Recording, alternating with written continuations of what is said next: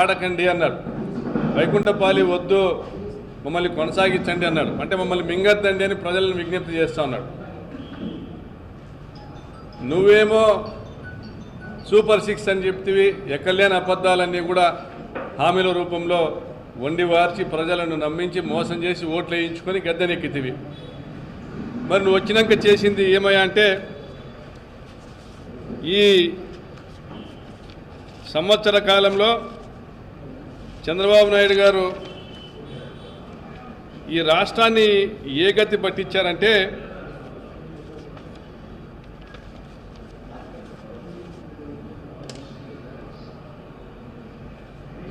తెలుగు ప్రజల యావత్తు కూడా తాము దగాపడ్డామనేటువంటి ఒక అభిప్రాయంలో ఉన్నారు. ఎనీ పార్టీ, తెలుగుదేశం పార్టీకి సంబంధించిన వాళ్ళు కావచ్చు, జనసేనకు సంబంధించిన వాళ్ళు కావచ్చు, వివిధ రాజకీయ పార్టీలకు సంబంధించిన కార్యకర్తలు కావచ్చు, ప్రజలు కావచ్చు, మేము దగాపడ్డాము అనేటువంటి భావనలో ఉన్నారు సంపూర్ణంగా.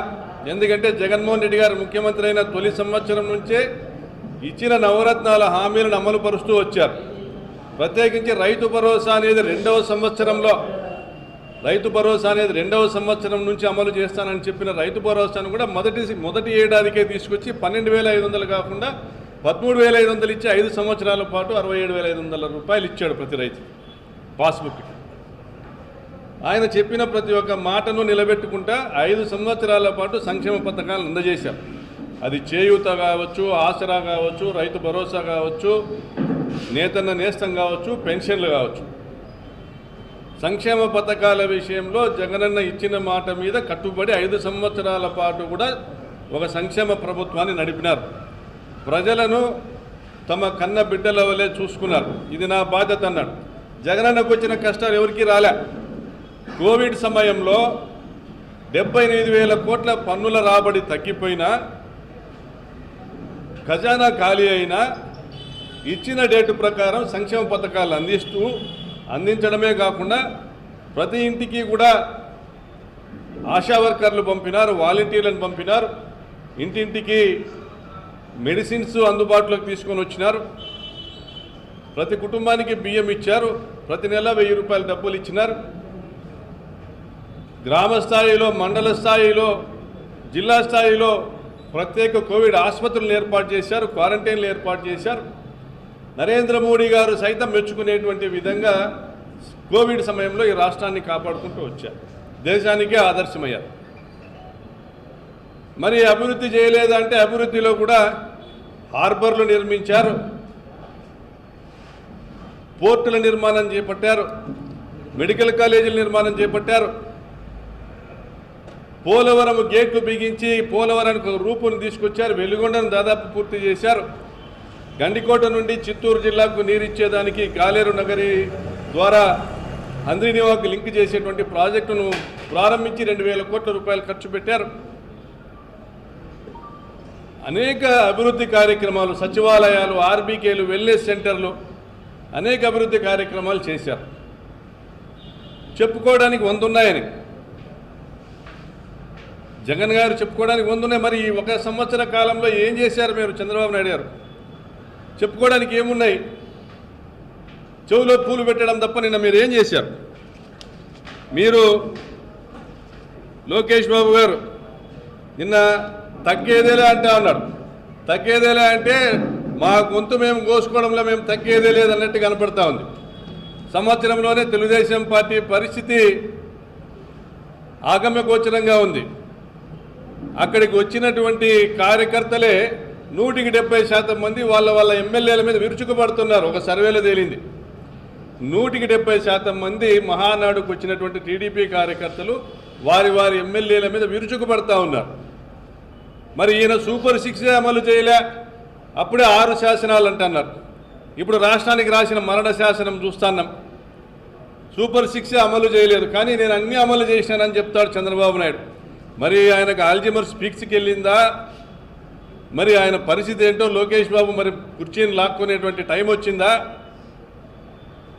ఇప్పటికీ పెన్షన్ మినహా వేరే ఏదైనా చేసింది ఉందా? కరెంటు బిల్లులు నేను పెంచనన్నాడు చంద్రబాబు. పెంచి మొదటి 6 నెలల్లో 18,000 కోట్ల రూపాయలు ముక్కుబిండి వసూలు చేసింది కనపడలేదా? చంద్రబాబు మర్చిపోయినారా లేక బొంకుతా ఉన్నారా? డిఎస్సి పూర్తి చేశామంటారు, తొలి సంతకం మాత్రం చేశావు, నీ సంతకానికి విలువ లేదు. ఆ నోటిఫికేషన్ ఉందో ఊడిందో ఈరోజు కూడా నిరుద్యోగులు మోసం చేశాడంటున్నారు. ఉద్యోగుల్ని ఊరించావు, ఉడికిస్తా అన్నావు. నిరుద్యోగులంతా ఈరోజు నీ మీద కారాలు మిరియాలు నూరుతా ఉన్నారు. చంద్రబాబు నాయుడు గారు ప్రచార పటోటాలతో,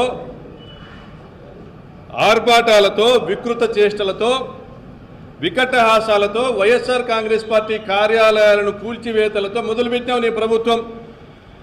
మరి ఈరోజు మీ ఔరంగజేబు పరిపాలన మెడికల్ కాలేజు అమ్మకాలతో, సచివాలయ ఆర్బీకే వ్యవస్థల రద్దుతో, వాలంటీర్ల వ్యవస్థల రద్దుతో,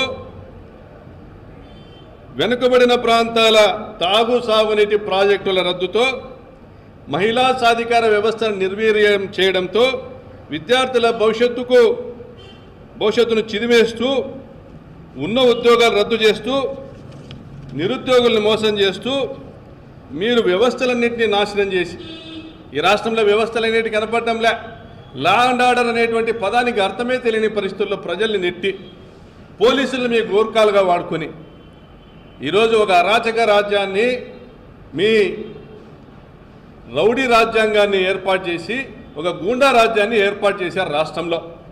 పథకాలు అడిగితే గొంతు కోస్తారేమో, గొంతెత్తితే గొంతు కోస్తారేమో అనేటువంటి ఒక భయాన్ని కల్పించారు ఈరోజు రాష్ట్రంలో. వైఎస్ఆర్ కాంగ్రెస్ పార్టీ నాయకులను జైళ్లకు పంపి దాన్ని గొప్పలుగా చెప్పుకుంటా ఉన్నారు మహానాడులో. ఒక ఆయన ఎక్కడ పోయాడో తెలియదంటే, ఇంకొక ఆయన జైల్లో ఉన్నాడంటే, ఇంకొకరికి ఏమైందో తెలుసు కదా అంటున్నాడు. రెడ్ బుక్ గురించి గొప్పగా చెప్పుకుంటా ఉన్నాడు. మరి మీకు అధికారం ఇచ్చింది ఇందుకేనా అని ప్రజలు చర్చించుకుంటా ఉన్నారు. మరోవైపు సంక్షేమ పథకాల విషయంలో మీరు మోసం చేసిన ప్రతి ఒక్క విషయం కూడా ఈరోజు ప్రజలు చర్చించుకుంటా ఉన్నారు. మరి చెవులో పూలు పెట్టే కార్యక్రమం, కరెంటు బిల్లులు పెంచనన్నావు, పెంచేశావు. 2005లో మొదలైన హంద్రీనీవా, గాలేరు నగరి మరియు హెచ్ఎల్సి మోడర్నైజేషన్ పూర్తి చేయలేదు. రాయలసీమ కోసం పోలవరం అని చెప్పావు, పోలవరమే పూర్తి చేయలే. అప్పుడే ఏ ప్రాజెక్టు కూడా పూర్తి చేయలే. 2005లో మొదలైన ప్రాజెక్టులు అప్పుడే పోలవరం నుంచి బనకచెర్లకు 80,000 కోట్లతో పనులు అనౌన్స్ చేస్తా ఉన్నావు. రోజుకు ఒక ప్రకటన ఇస్తావు. మొన్నటి వరకు నాదే ఇన్ఫర్మేషన్ టెక్నాలజీ మీద నాకే ఉన్నాయి పేటెంట్ రైట్స్ అన్నావు. ఈరోజు ఆర్టిఫిషియల్ ఇంటెలిజెన్స్ అంటా ఉన్నావు. అయ్యా చంద్రబాబు నాయుడు గారు, 95లో మెయిన్ ఫ్రేమ్స్ భూమి వచ్చింది దేశంలో. ప్రపంచవ్యాప్తంగా మెయిన్ ఫ్రేమ్స్ మీద ఐటీ ఉద్యోగులు కావాల్సి వచ్చిన పరిస్థితి వచ్చినప్పుడు లక్షలాది మంది ఈ దేశం నుంచి వివిధ అమెరికా లాంటి దేశాలకు వెళ్ళారు. అదొక భూమి వచ్చినటువంటి టైం, ఐటీ భూమి అది. 92లో నేదురుమల్లి జనార్దన్ రెడ్డి గారు ముఖ్యమంత్రిగా ఉన్నప్పుడు రాజీవ్ గాంధీ గారు భూమి పూజ చేసినటువంటి హైటెక్ సిటీని నువ్వు వచ్చినాక పూర్తి చేసి నేను హైటెక్ సిటీ నేనే కట్టానంటావు. రాజశేఖర రెడ్డి గారు తెచ్చిన ప్రాజెక్టులు కావచ్చు, పివి నరసింహరావు ఎక్స్ప్రెస్ హైవే కావచ్చు, రాజీవ్ గాంధీ ఇంటర్నేషనల్ ఎయిర్పోర్ట్ కావచ్చు, అన్నీ కూడా ఆయన పూర్తి చేసినవన్నీ కూడా నేనే తెచ్చానని చెప్తావు. మరి ఈ రాష్ట్రానికి నేనే బ్రాండ్ అంబాసిడర్ అంటావు. కరువుకు నువ్వే బ్రాండ్ అంబాసిడర్, అబద్ధాలకు నువ్వే బ్రాండ్ అంబాసిడర్, ఈ రాష్ట్రాన్ని దగా చేయడానికి వెన్నుపోటుకు నువ్వే బ్రాండ్ అంబాసిడర్. మరి అటువంటి చంద్రబాబు నాయుడు గారు ఇంకా చెవులో పూలు పెట్టేటువంటి అనేక మాటలు మాట్లాడుతూ ఉన్నారు. ఆయనకు తోడు ఇప్పుడు ఆయన కుమారుడు వచ్చాడు.